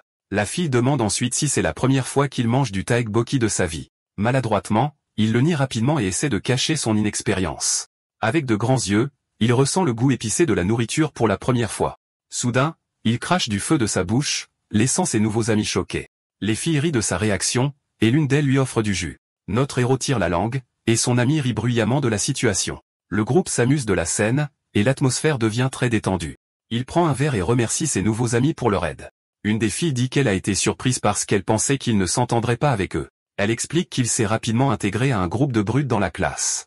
L'ami dit qu'ils sont également dans la classe spéciale mais qu'ils sont différents des autres. Notre héros est confus et leur demande d'expliquer d'une manière plus simple.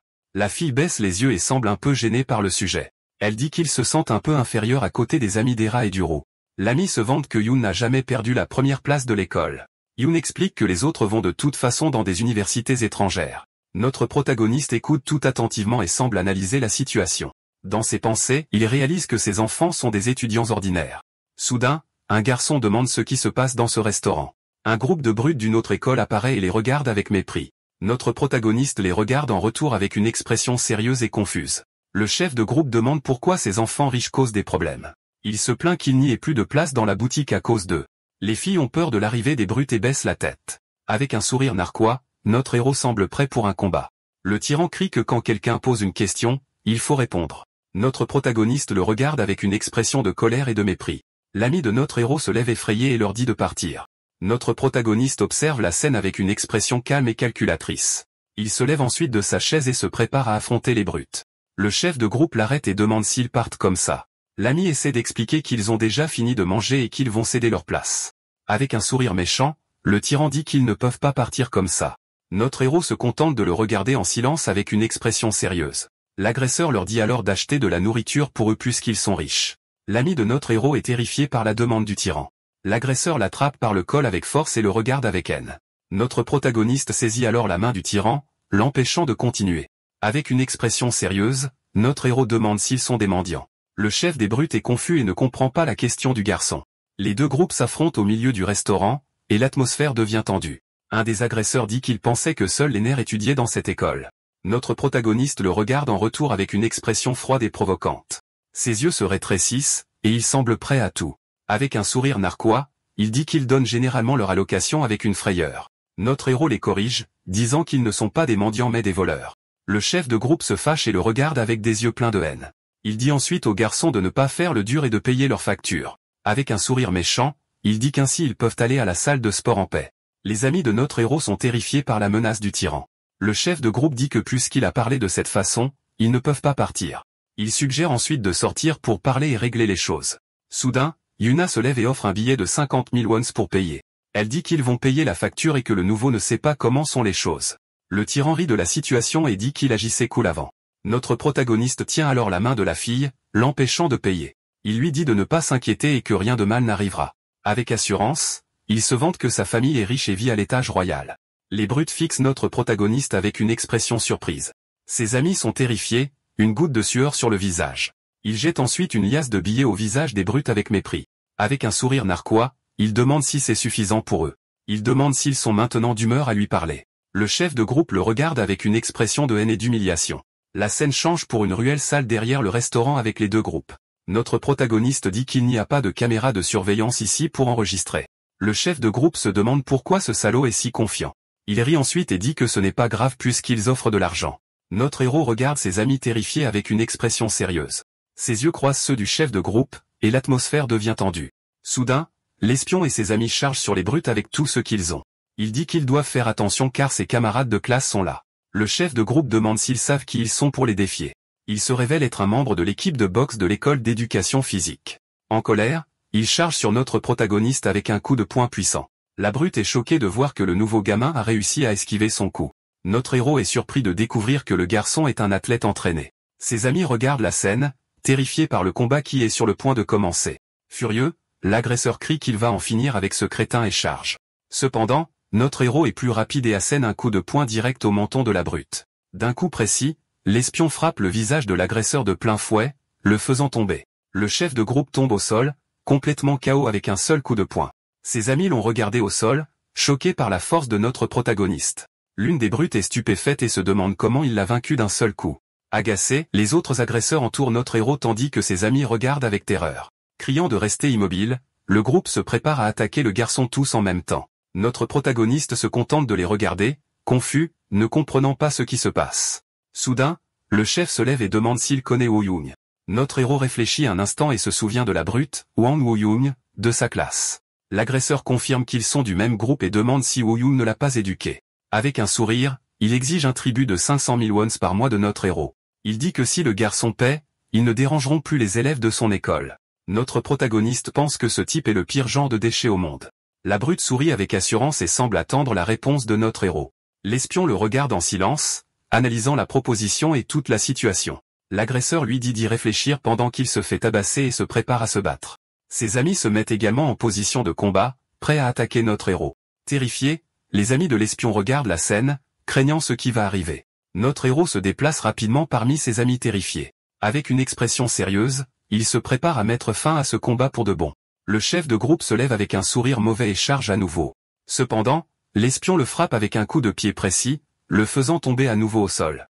L'agresseur est choqué de voir avec quelle facilité il a été vaincu par le nouvel étudiant. Ses amis regardent la scène, terrifiés, ne sachant pas quoi faire dans cette situation. La fille, Yuna, jette un coup d'œil à travers ses doigts, choquée par l'habileté de son ami. Une goutte de sueur coule sur son visage alors qu'elle voit la force impressionnante du garçon. La brute tente un coup de pied haut, mais notre héros le bloque avec une grande facilité. Surpris, l'agresseur n'arrive pas à croire que son attaque ait été arrêtée comme ça. Notre protagoniste se contente de le regarder en silence avec une expression froide et calculatrice. Les dents serrées, la brute maudit le garçon pour être si doué au combat.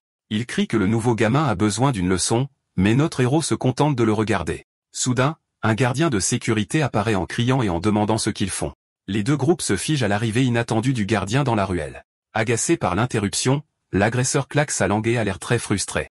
Sans une seconde de réflexion, le chef crie à ses amis de courir et de sortir de là. Le gardien de sécurité court après les brutes tandis que notre héros observe la confusion. Avec les agresseurs en fuite, il se tourne enfin pour voir comment vont ses amis. Le gardien continue de courir après les délinquants qui fuient à toute vitesse dans la ruelle. Notre héros sort ensuite son nouveau téléphone portable de sa poche avec une expression déterminée. D'un mouvement rapide, il lance l'appareil de toutes ses forces en direction de la brute. Le téléphone portable vole dans les airs et frappe l'agresseur en fuite en pleine tête. Le garçon tombe au sol à cause de l'impact, et tout l'argent qu'il a volé s'éparpille. Une main sur la tête, le garçon hurle de douleur alors qu'il se tord sur le sol de la ruelle. Le gardien de sécurité finit par le rattraper, et notre héros et ses amis sont pris dans le pétrin. L'espion pointe ensuite les autres et dit aux gardes de les poursuivre aussi. La scène change ensuite pour le poste de police où tout le monde a été emmené. Dans une pièce, notre héros et le chef des brutes se regardent en silence. Les deux se regardent avec une expression sérieuse, et l'ambiance entre eux est très pesante. Pendant ce temps, les amis de l'espion sont interrogés et disent qu'ils ne se battaient pas. Yoon explique que les autres garçons n'arrêtaient pas de leur demander de l'argent. L'officier de police se tourne vers l'agresseur et lui demande s'il a vraiment fait ça. En colère, l'officier le réprimande, disant que l'extorsion est un crime très grave. La brute se défend, disant qu'il a seulement demandé à emprunter de l'argent pour manger. Il ment même, disant que les autres ne lui ont même pas prêté l'argent. Les amis de notre héros sont choqués par le mensonge et tremblent de colère. L'officier s'énerve, et Yuna crie que ce sont eux les vraies victimes ici. La brute rétorque que son ami s'est fait tabasser par notre héros, et ce ne sont pas des victimes. Yuna crie ensuite que c'était de leur faute d'avoir encerclé Jion en premier.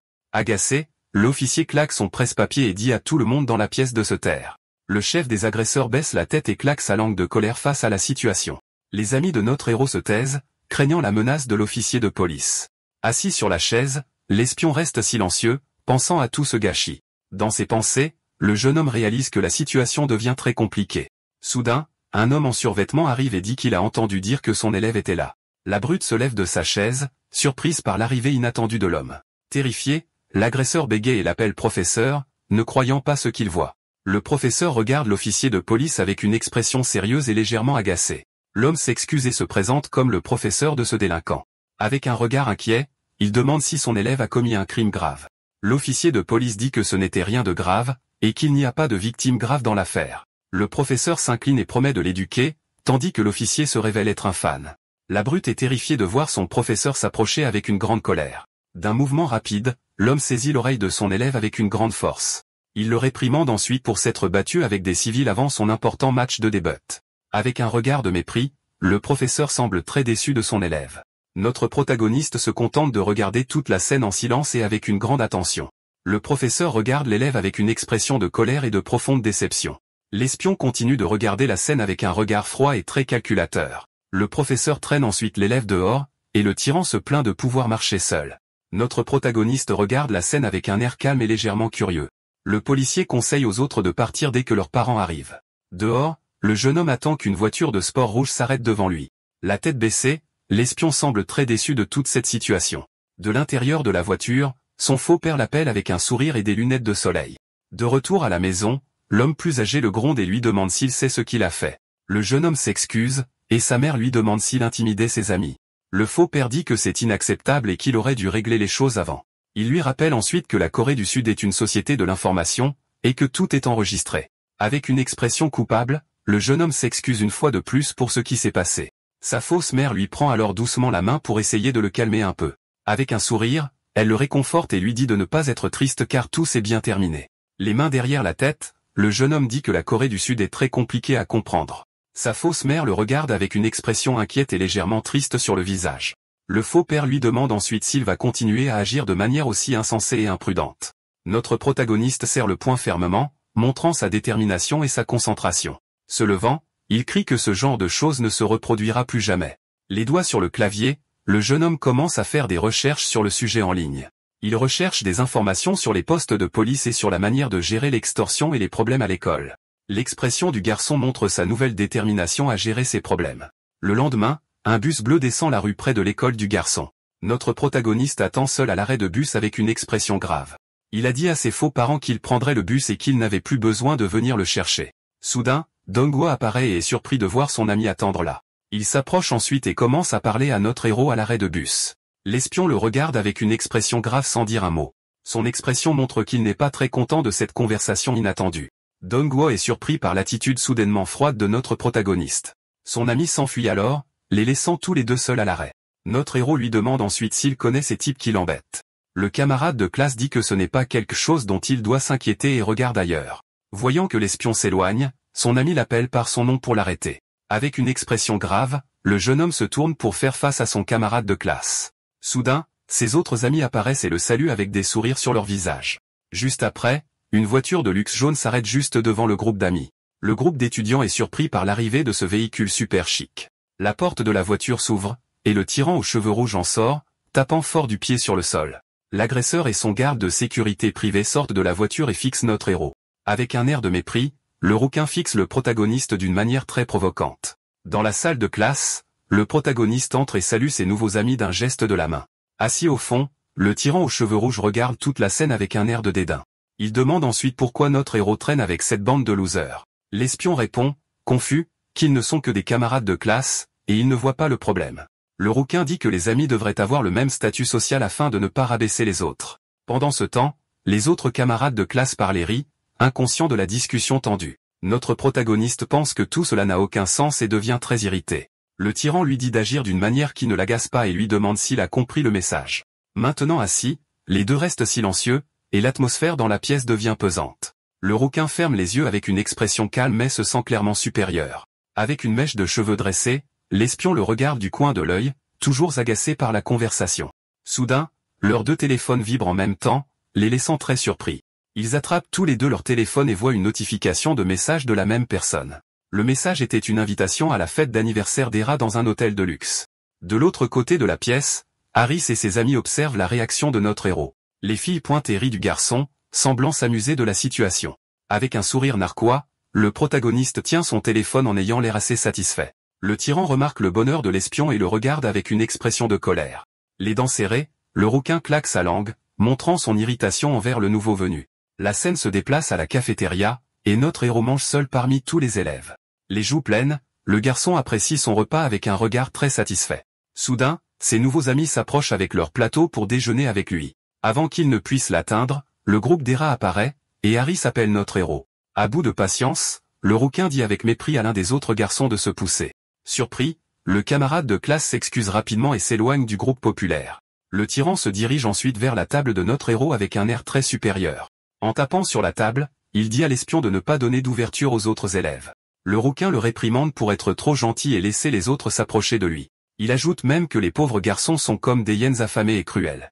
Notre protagoniste continue de manger en silence, se contentant d'écouter la leçon de ses camarades de classe. Hara s'approche ensuite et lui demande s'il a vu le message qu'elle lui a envoyé. Avec un sourire, elle lui rappelle de venir à sa fête d'anniversaire ce week-end. La bouche pleine, l'espion lève le pouce et confirme qu'il sera à l'événement. Le groupe de filles s'éloigne ensuite, et notre héros leur fait signe au revoir. Les amis d'Hara commentent que le nouveau venu a de la chance parce qu'elle a un œil sur lui. Le rouquin soupire, irrité par l'attention que l'espion reçoit de Harris. Fâché, il jette sa cuillère sur son plateau et se lève de la table. Notre protagoniste est confus par l'attitude du tyran, qui le regarde avec colère. Le rouquin lui dit ensuite de nettoyer son plateau et s'en va sans dire un mot de plus. L'espion regarde la scène en silence avec une expression sérieuse et très calculatrice. Le tyran s'éloigne ensuite, laissant son plateau derrière lui dans la cafétéria de l'école. Fâché, notre héros serre le poing fermement sur la table par frustration. Dans ses pensées, il regarde les deux plateaux et le traite de capitaliste pourri. Irrité, le garçon dit qu'il ne peut pas gaspiller de nourriture et mange tout avec colère. Seul à la table, l'espion se demande s'il peut vraiment manger tout ce repas. La scène se déplace à la sortie de l'école avec une file de voitures de luxe qui attendent. Notre protagoniste se tourne vers ses amis et leur demande de partir ensemble. Soudain, il s'arrête de marcher et se retourne, surpris d'entendre quelqu'un l'appeler par son nom. C'était le tyran aux cheveux rouges qui lui offrait de monter dans sa voiture de luxe. L'espion refuse l'offre et dit qu'il préfère rentrer chez lui en bus avec ses amis. Le rouquin soupire, agacé par l'entêtement du nouveau venu et jette un coup d'œil à sa voiture jaune. Avec un air de mépris, il insiste et dit au garçon de monter dans la voiture maintenant. Ses amis regardent la scène, terrifiés, avec des expressions de peur sur leur visage. Notre protagoniste regarde ses amis et reste silencieux, ne sachant pas quoi dire. Avec un soupir de défaite, l'espion accepte finalement la course du tyran. Il dit ensuite au revoir à ses amis et se dirige vers la voiture de son camarade de classe. Le véhicule de luxe jaune s'éloigne ensuite à toute vitesse dans la rue de la ville. À l'intérieur de la voiture, le rouquin le gronde pour avoir traîné avec les losers de l'école. Notre héros se demande pourquoi ce type est si agaçant et imbu de lui-même. Le tyran lui interdit ensuite d'aller à la fête d'anniversaire d'Hera ce week-end. Le rouquin le trouve agaçant et lui dit de ne pas aller à la fête parce qu'il ne veut pas de lui là-bas. Notre protagoniste est confus par l'interdiction et demande de quoi il parle. Le tyran révèle qu'il est irrité qu'Hera s'entende bien avec lui et le regarde avec colère. Il explique que sa famille a des liens avec l'importante famille Harris. L'espion est confus par le mot lien et se demande si c'est une sorte de code. Le rouquin dit que la fille qui sera sienne dans le futur s'intéresse au nouveau. Avec un regard de mépris, il dit que toute cette affaire blesse profondément sa fierté. Notre protagoniste se contente de le regarder en silence, sans montrer aucune réaction. Le tyran demande si le nouveau est agacé par la situation et lui jette un regard sérieux. L'espion demande alors s'il agit ainsi par jalousie. Agacé, le rouquin jure contre notre héros pour avoir suggéré qu'il est jaloux d'Hera. À bout de patience, l'espion dit au chauffeur d'arrêter immédiatement la voiture. Le tyran le défie, lui demandant s'il essaie de grimper à son niveau social. Avec une expression sérieuse, notre héros répète sa demande d'arrêter la voiture tout de suite. Le rouquin est surpris, une goutte de sueur sur son visage à cause de l'attitude du nouveau. La voiture de luxe s'arrête au milieu de la rue et l'espion se prépare à sortir. Il ouvre ensuite la porte et sort de la voiture de luxe au milieu de la rue animée. Avec une expression sérieuse, il dit que les vrais amis ne font pas ça les uns aux autres. Le tyran le regarde à travers la vitre de la voiture, toujours choqué par son attitude. La voiture jaune s'éloigne ensuite à toute vitesse, laissant notre protagoniste seul dans la rue. Seul dans la rue, le jeune homme regarde la voiture de luxe s'éloigner lentement sur le trottoir. À l'intérieur de la voiture, le rouquin ordonne au garde de sécurité de donner une leçon à ce crétin tout de suite. Le garde de sécurité est confus par l'ordre et semble peu disposé à obéir au garçon gâté. Agacé, le tyran crie et répète l'ordre de malmener notre héros immédiatement. Dehors, l'espion reste debout près d'un lampadaire, observant la scène à distance. Le regard du garde de sécurité brille d'une expression sérieuse et très déterminée sur son visage. D'une voix froide, l'homme en costume dit que ce n'est pas du tout son travail. Le rouquin est choqué par le refus et le menace, lui demandant s'il veut être renvoyé. Le garde de sécurité lui rappelle qu'il a été embauché par son père, pas par le jeune maître gâté. Agacé, le tyran prend son téléphone et dit qu'un serviteur doit obéir à ses ordres. Avec son téléphone à la main, il appelle son père et se plaint que le chauffeur ne lui obéit pas. Le garde de sécurité tend alors la main et dit au garçon de lui passer le téléphone. Il prend l'appel et confirme d'une voix calme qu'il écoute les ordres de son patron. Après l'appel, le rouquin a l'air vaincu et le garde de sécurité dit qu'il comprend. Le garde de sécurité sort ensuite de la voiture et s'approche de notre héros pour parler avec lui seul. L'homme en costume lui dit de retourner s'excuser pour son erreur afin d'éviter les problèmes. Notre protagoniste se contente de le regarder en silence avec une expression sérieuse et confuse. L'espion demande ce qu'il a fait de mal pour devoir s'excuser auprès du tyran. Le garde de sécurité explique que ce n'est pas une question de bien ou de mal, mais d'avoir du pouvoir ou non. Avec un regard ferme, l'espion dit que dans ce cas, il y a encore moins besoin de s'excuser. Le garde de sécurité le regarde en retour avec une expression sérieuse sans dire un mot. Les deux se font face au milieu du parking vide avec une voiture blanche en arrière-plan. Une caméra de sécurité au sommet d'un poteau observe toute la scène attentivement. Chine depuis l'intérieur d'une voiture, la scène se déroule en silence sur le parking. Notre héros dit alors qu'il y a beaucoup de monde et de caméras qui regardent et demandent si ça va. Les yeux du garde de sécurité s'écarquillent devant la perception aiguë de notre protagoniste. Avec un sourire narquois, l'espion l'invite à le suivre dans un endroit plus privé. Il explique qu'il a vu un bon endroit pour parler en allant à l'école. Notre héros montre une ruelle et dit qu'ils peuvent y terminer leur conversation. Les deux se regardent alors en silence et le garde de sécurité l'observe avec curiosité. L'homme en costume plisse les yeux et semble envisager la proposition du garçon. Avec un signe de tête, le garde de sécurité accepte l'invitation et le suit dans la ruelle. Soudain, il claque violemment sa main sur la portière de la voiture, surprenant le tyran aux cheveux roux. Surpris, le garçon gâté ne comprend pas l'action du garde de sécurité privé. Agacé, le garde de sécurité le gronde, disant qu'il y a trop d'yeux et de caméras qui les regardent. Le rouquin crie alors que c'est absurde et qu'il s'en fiche. Avec un coup de poing dans l'épaule du garde de sécurité, il ordonne à l'homme de traîner le nouveau dans une ruelle. L'homme en costume dit qu'il ne peut pas quitter sa cible de sécurité et s'éloigner de là. Agacé, le tyran hurle que c'est une excuse et lui dit de sortir de la voiture maintenant.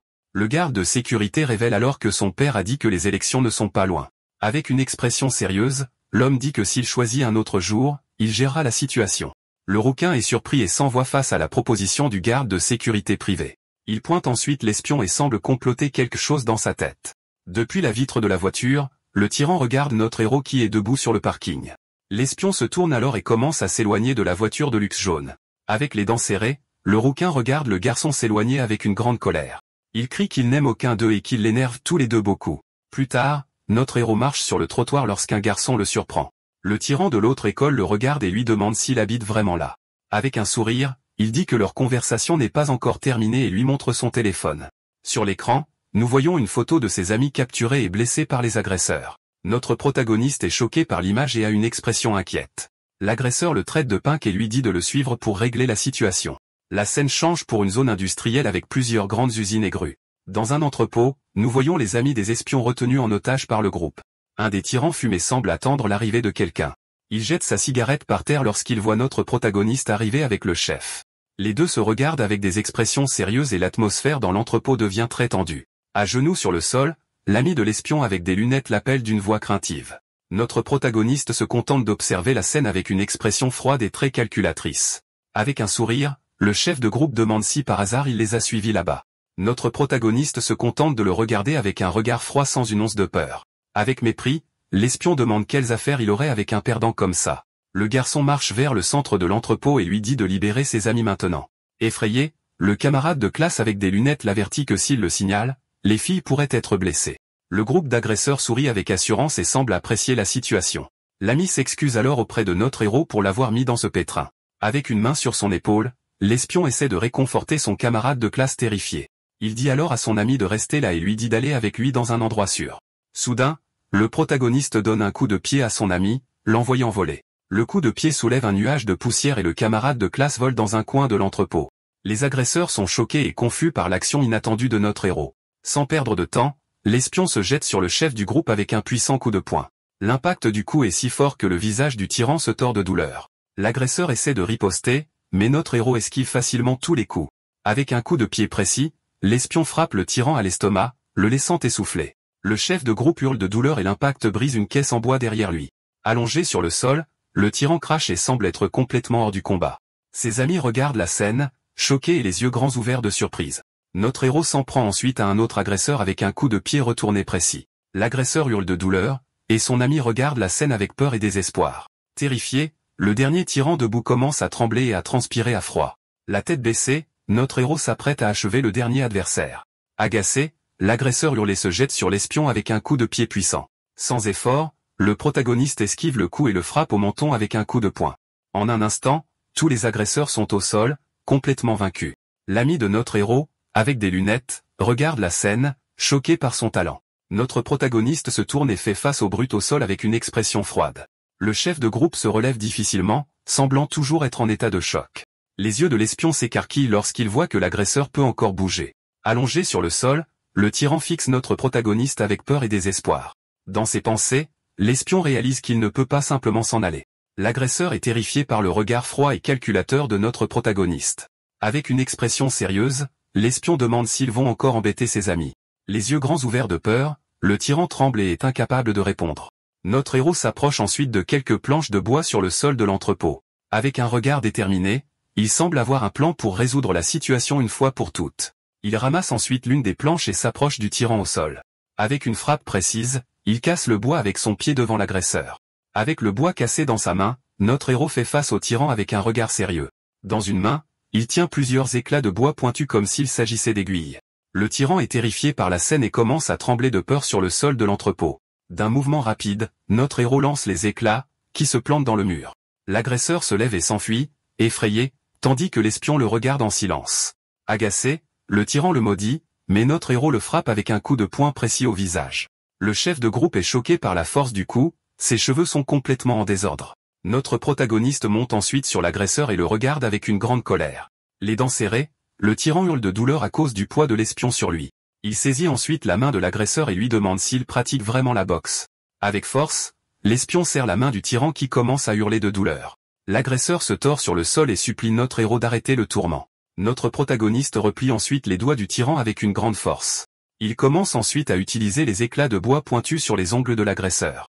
Avec un sourire malicieux, il appelle son ami et lui demande d'attendre dehors. Terrifié, le camarade de classe avec des lunettes obéit et sort de l'entrepôt, effrayé. Il court à travers le sol de l'entrepôt, laissant notre héros seul avec le tyran.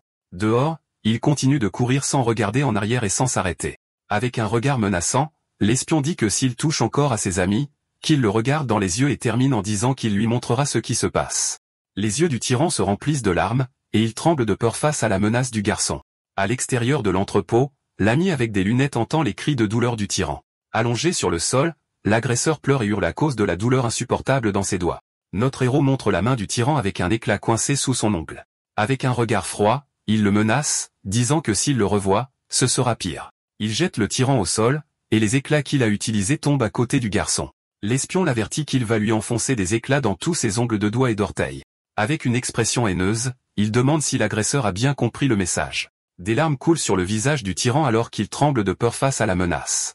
À la fin, tous les tyrans sont au sol, complètement vaincus. Avec une expression sérieuse, notre héros demande à son ami s'ils sont déjà partis. Avec les agresseurs au sol, l'espion s'éloigne les mains dans les poches. Le camarade de classe avec des lunettes soupire de soulagement, voyant que le danger est enfin terminé. Notre protagoniste quitte l'entrepôt et se promène seul dans la zone industrielle. Dans ses pensées, il se demande s'il a été trop dur avec ses garçons. La scène passe à un flashback d'un jeune garçon les mains attachées à un arbre. C'était notre jeune héros suspendu à un arbre avec une expression de douleur. Il semble être épuisé et couvert de diverses blessures alors qu'il est suspendu là. Ses yeux sont remplis de colère et de détermination malgré la douleur et la souffrance. Il serre les dents fort et semble endurer une douleur inimaginable. Ailleurs, nous voyons plusieurs autres jeunes personnes suspendues à des arbres dans la forêt. Une des filles suspendues regarde sur le côté avec une expression de peur et de douleur. Ses yeux se remplissent de larmes, et elle semble être à sa limite de souffrance. De retour dans le présent, notre héros se sent mal avec la tête qui lui lance des élancements de douleur. Il se tourne vers son ami et semble se remettre du flashback douloureux. L'espion le réconforte en disant que maintenant, il n'a plus à s'inquiéter de rien. Le camarade de classe avec des lunettes baisse la tête, semblant se sentir coupable du désordre. Avec un sourire, notre héros s'approche de son ami pour essayer de lui remonter un peu le moral. Il met son bras autour de son camarade de classe et dit que les événements de la journée sont un secret. Confus, le garçon balbutie et hoche la tête, toujours un peu effrayé par tout cela. Avec un sourire, il demande si son ami a mangé quelque chose ce jour-là. Il l'invite ensuite à manger du tteokbokki et dit que l'endroit est très délicieux. Le lendemain à l'école, le groupe d'amis entre dans la salle de classe en parlant. Les filles font signe à notre héros avec un sourire et semblent très heureuses. Avec un sourire narquois, l'espion fait signe en retour à ses nouvelles camarades de classe. Le camarade de classe avec des lunettes est surpris et un peu envieux de la popularité de son ami. Avec un claquement de doigts, l'espion attire l'attention de son ami avec un sourire. Le garçon le regarde, confus avec une goutte de sueur sur son visage, ne comprenant rien. Il se dirige ensuite vers sa place, et notre héros le regarde de loin. Dans ses pensées, l'espion réalise que ses amis semblent bien se porter maintenant. Assis à son bureau, il croise les bras et regarde la classe avec un regard calme. De retour dans la salle de classe, notre héros est assis à son bureau les yeux fermés. Il se souvient de son ami Dong-woo révélant qu'il avait été appelé par Woo-young. Le garçon dit également que les agresseurs l'ont traîné de force à l'entrepôt. La bouche pleine de nourriture, l'ami dit qu'il avait très peur de la situation. La main sur le menton, notre héros écoute attentivement l'histoire effrayée de son camarade de classe. Il se souvient ensuite du tyran de l'autre école qui le menaçait à l'arrêt de bus. Dans ses pensées, l'espion se demande ce qu'il devrait faire pour y mettre fin. Soudain, le rouquin s'approche de l'autre tyran et lui dit de vider le gymnase. Avec un sourire narquois, le tyran semble planifier quelque chose de maléfique. Notre protagoniste regarde la scène avec un regard attentif et légèrement suspicieux. Avec un sourire narquois, il réalise qu'il peut lire les pensées du tyran. Dans ses pensées, l'espion se réjouit car cela facilite les choses. Le rouquin s'approche ensuite de notre héros et lui dit de vider le gymnase la nuit. Le tyran est surpris par le refus de notre protagoniste d'obéir. Il révèle que son père est hospitalisé et qu'il ne veut pas s'inquiéter de bêtises. Avec un regard de mépris, le rouquin fixe l'autre tyran sans dire un mot. Agacé, l'agresseur claque sa langue et s'éloigne de son camarade de classe avec colère. Notre protagoniste le nargue alors, lui demandant ce qui ne va pas dans son sens. Le tyran aux cheveux roux se tourne vers lui avec une expression de colère et d'humiliation. Avec un sourire, l'espion continue de le provoquer avec un regard très défiant. Le rouquin le menace et lui dit d'attendre un peu qu'il trouve un endroit convenable. Notre protagoniste se tourne vers lui et dit qu'il comprend, d'un ton moqueur. Le tyran devient furieux face à la provocation, les yeux remplis de rage. L'autre tyran s'approche de l'espion avec une expression confuse et curieuse. Notre héros lui demande alors pourquoi il a fait ça à Dong-joon et lui lance un regard sérieux. Le tyran est déconcerté par la question et ne comprend pas de quoi il parle. Avec force, l'espion l'attrape par le col avec une expression de colère sur le visage. Il le menace, lui disant de ne plus jamais toucher à ses amis de sa vie. Le tyran est terrifié par la menace et commence à transpirer à grosses gouttes. Avec un regard froid, notre héros lui demande s'il a bien compris le message. Il le lâche ensuite et dit qu'ils utiliseront la salle de sport aujourd'hui pour régler les choses. Le tyran tremble de peur et réalise que notre héros veut établir la hiérarchie.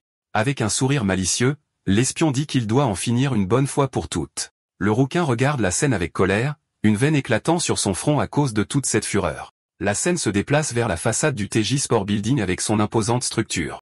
L'agent de sécurité rouquin arrête la voiture et semble attendre quelqu'un à cet endroit. Avec un soupir, l'homme en costume semble fatigué de toute cette agitation. Dans ses pensées, il se plaint de devoir frapper des enfants pour résoudre les problèmes. Il se souvient de plusieurs combats violents auxquels il a dû faire face dans le passé. Avec un regard sérieux, il pense qu'ils ne sont certainement pas du niveau d'enfant. Dans un flashback, l'espion dit qu'il n'est pas nécessaire de s'excuser pour quoi que ce soit. Avec une expression sérieuse, il fixe l'agent de sécurité avec une froideur effrayante. L'homme en costume est surpris, mais refuse de perdre face à un lycéen. Soudain, l'agent de sécurité arrête de marcher car il sent quelqu'un s'approcher.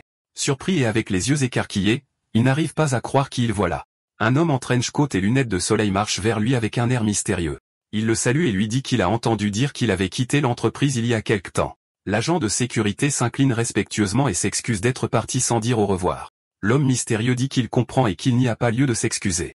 Il demande ensuite si la mère de l'agent de sécurité va mieux ces derniers temps.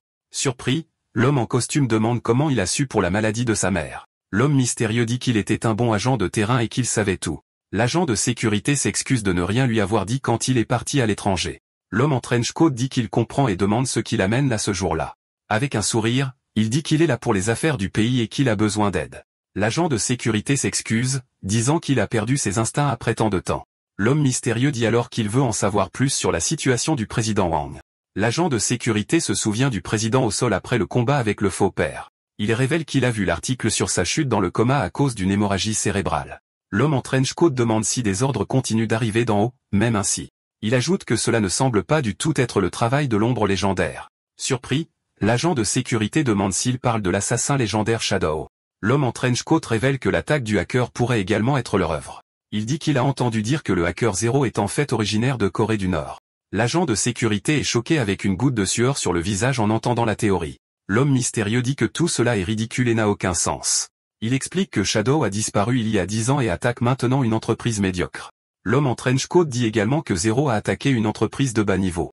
L'agent de sécurité écoute attentivement avec une expression sérieuse et réfléchie sur le visage. L'homme mystérieux demande pour quelle raison il ferait quelque chose d'aussi insignifiant. L'agent de sécurité est d'accord et dit que l'histoire n'a vraiment aucun sens. Avec une tape sur l'épaule de son ami, l'homme en trench coat se prépare à partir. Il dit que c'était bon de le voir et qu'il écrira un rapport et rentrera à l'étranger. L'agent de sécurité s'incline en signe d'adieu tandis que son ami s'éloigne lentement. L'homme en trench coat agite la main et s'éloigne dans sa voiture de luxe.